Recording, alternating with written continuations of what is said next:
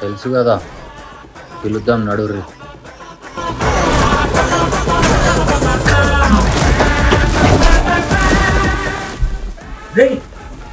ఏంది కదా పొద్దున్నే ఓపెన్ చేయాలా? షూటింగ్ చేస్తున్నా, మందు షిప్ దొబ్బిందా? నాది నేను ఓపెన్ చేసుకుంటా కానీ నువ్వు ఓపెన్ చేసేది వేరేది ఉంది లేదన్నా. ఏంటది? నడు చెప్తా.